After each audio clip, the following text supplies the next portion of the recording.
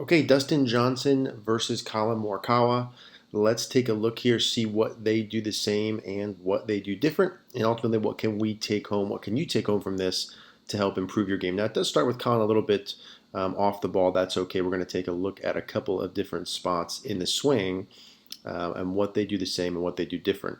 Obviously, here when we get to the takeaway position, there's a couple of noticeable things. Colin here more off the ball, clearly with his upper body or head more behind the line. We can see DJ's trail arm a little bit more bent versus Colin's arm straighter here. Also, DJ's arm having a little bit more rotation to it, which we'll see from the other side. Both players having a lot of width here. So at this first parallel position, getting the butt of the club outside of the trail leg there. So lots of similarities in this position at this point in time, where the arms and hands are when the club gets parallel to the ground. But the differences here being Colin being more off the ball early, DJ with a little bit more arm bend. We'll see from the other side lifting a little bit more. Colin having more of a straighter trail arm, less rotated in the early phases, which we'll see. Once we get to lead arm parallel during the backswing, a few other pieces. A little bit different. DJ's trail arm a little bit wider here compared to Colin's. Colin again a little bit more off the ball. Kind of just keep this line on here for reference. Again, compared to where he started, you can see from the beginning positions as well. DJ a little bit more foot flare in both of those.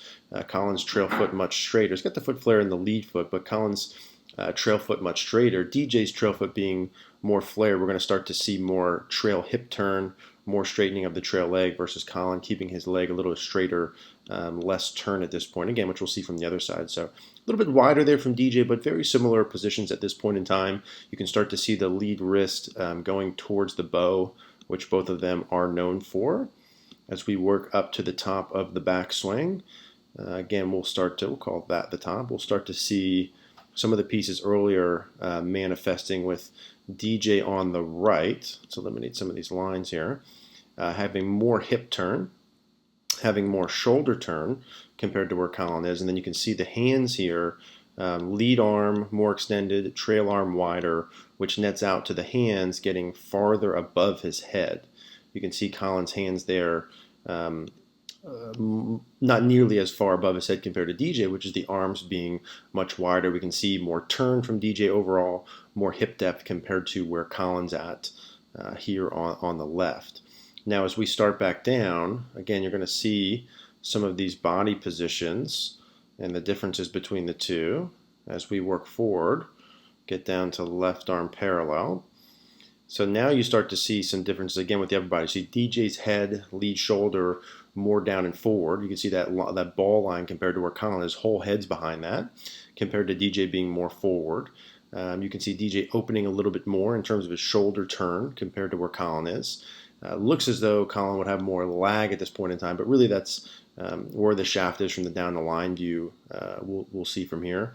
Both of them have that trail arm very much in external rotation with the elbow underneath the lead arm, which is a good checkpoint at this point in time for all of us to have. As you can see from here too, right as DJ gets his head more forward and upper body more forward compared to where Colin is, we get down to last parallel. This is where you start to see a lot of the similarities come in and why their swings get compared a lot. You know, DJ's got that trail arm about as externally rotated as anyone I've ever seen, which is the arm with the elbow much more forward. You know, neutral arm angle here would be just straight up and down, whereas you can see how far in both of their arms are, which is that external rotation, which is a big part of how they get the handle forward. We can see from here the club face being slightly tilted down from both of them as we start to work in through impact. This is what we all see right out of them, which is that impact position, that left wrist being very much bowed at the top of the backswing. So we can see here with this arm and the wrist angle there compared to DJ, Colin actually has a little bit more flexion there of his lead wrist. Both of them getting the handle way forward. I mean, you can see if you just draw a line down the lead arm here and where that is at impact compared to the ball.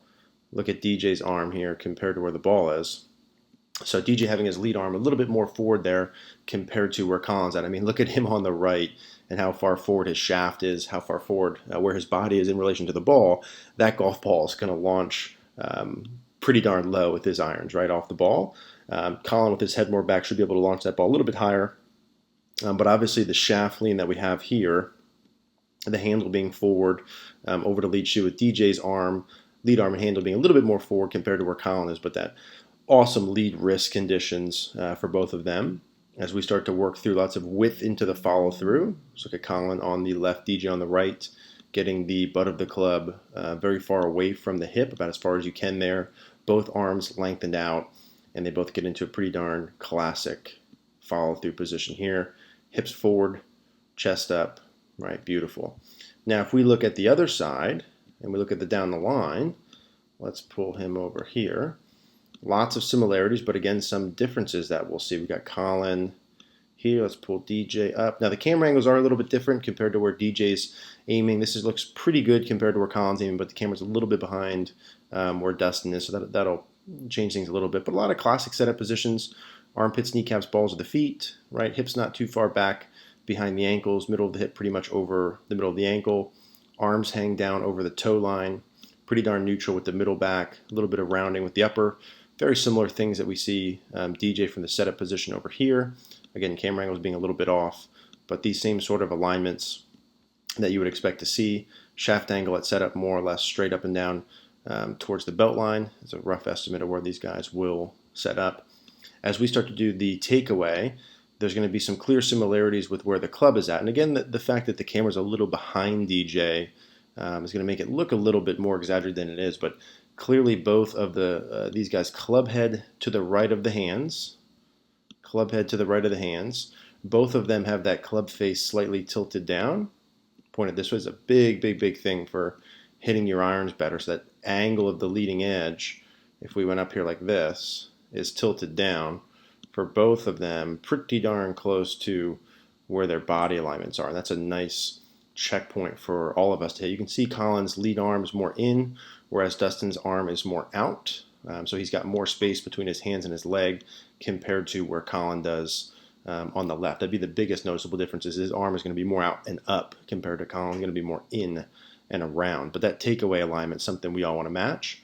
Here we'll see a continuation of that first piece where Colin's hands go more in versus DJ's more up. Again, it looks a little more exaggerated because of the camera angle, but Colin much more traditional with the hands more in line with the trail bicep, trail pec, whereas DJ's arms would be more out in front of him.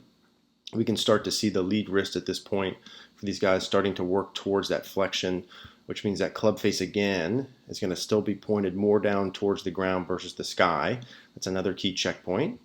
As we start to work up to the top, this again you'll start to see, we'll call this the top before the change of direction, about here.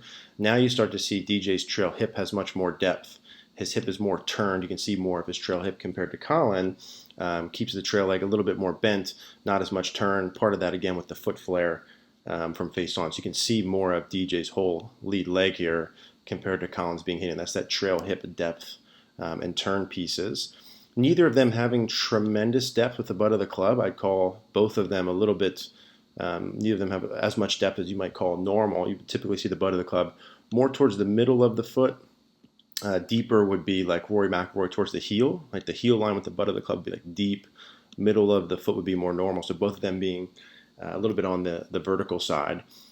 Now the transition piece, and obviously at the top you can see, huge flexion in the lead wrist with both of them. DJ probably having a little bit more there. That's about as much as it gets. Now both of them in transition, you can see the lead wrist continuing to flex or increasing its flex, and this trail wrist being bent back. Those are the wrist conditions we're all looking for. Whether you have them at the top or not, them increasing in transition. So it increases those in transition, meaning the left wrist gets more bowed, the club face is more pointed towards the sky. Right here's kind of where it was at the top, and then as he goes in transition, so it's more pointed up towards the sky here. That's that increase in flexing the lead wrist and the increase in bending back of the trail wrist. Now his trail arm and forearm are going to go from this position over here. You'll see his elbow and upper arm gets much more in front of him. It's a little bit of external rotation there with that trail arm. You see DJ make very similar moves in transition. So here he is, lead wrist. He's probably not increasing the flex as much as Colin did. He had it more flex at the top. He's more maintaining that in transition, but same movement with that trail arm. As we get down to parallel. Here's their upper part of their arm. Here's vertical, right? So not quite vertical to the ground, but definitely working back in front of them in external rotation. You can see the club face being pointed more back towards us versus the sky. So you can see that logo on the glove. So both of these guys, I mean, lead wrist is in big time flexion here, trail wrist extended. As we start to work down into the hit, you can see that even more at last parallel. If we get them to about here, look at the angle between the forearm and the wrist, very much bent back, trail wrist very much extended there. Here, flex, bent back. Look how bent back that trail wrist. So both those guys, their right wrist is really bent back, and their left wrist is really bowed here. Gets that club face slightly tilted down, getting into the hit, similar to the takeaway position, right? So we saw both of them have that club face being tilted down, fairly close to where their back line is. That's keeping that club face square, right? Minimal amount, rotating it as little as you have to through the hitting zone. Obviously here we can see Colin's trail foot comes up. His knee kicks in a little bit more compared to DJ. Hips a little more forward compared to Dustin on the right. But the wrist angles and the arm angles, look how bent the trail arm is. As we get them into impact, we'll see very similar alignments here again due to that club face angle. You know, the more tilted down the club face is, the more your brain wants to get the handle forward or shaft lean so you don't hit it left. Look how bent the right arm is. Look how bent the right arm is, right? Look at how bent the trail wrist is. Lead wrist is flexed and a little bit unhinged there. Again, some differences in the trail leg mechanics, but that's really the only piece that you would pull out as Colin's head a little more back. His foot's a little bit more up, hips a little more forward compared to DJ. But both of them through the hitting area, up into their follow-through. Shaft exits underneath the lead shoulder. Plenty of body rotation, right? If we look at them at impact here, you can see both of them have their hips well open. Rib cage, let me look how open both of their hips are, right? You want to get your hips open. You want to have your club face, bow your lead wrist, have your club face more tilted down. That'll get the shaft forward, get your hips open. Rib cage is way open. Look at DJ's rib cage way open. So even though the shoulders don't look as far open, their rib cage and torsos are way open compared to the target, but with their head staying back, right? Now, follow through release, club head up over under the lead shoulder, very passive with the club face because they had it tilted down. So I'd have the look where the club face is pointed a little bit more straight to the left, not as tilted down towards the ground. DJ a little bit lower, right? Again, part of that's camera, part of that's the shot he's hitting. And then up into very classic follow through positions, getting the shaft through the back of the head, still tilted over. Awesome hip depth. So that's DJ versus Colin. Lots of similarities, obviously, with the wrist angles, the arm angles, the club face alignments, and what that promotes in terms of awesome body motion. So we can copy some of those wrist angles, especially in transition, regardless of where you are at the top, making sure as you start down that trail wrist is very much flexed, that the lead wrist is very much extended or bent back. Those are the pieces that's going to make it easy for us, or easier, to learn how to ultimately get here, which is where we want. Hey guys, thanks for watching today's video. If you like the video, do us a favor, click that like button down below, click the subscribe, and leave a comment down below. The more activity we have, the better YouTube gets our videos to other people. We want to help people. We want to keep making videos for you guys. Please do those things for us.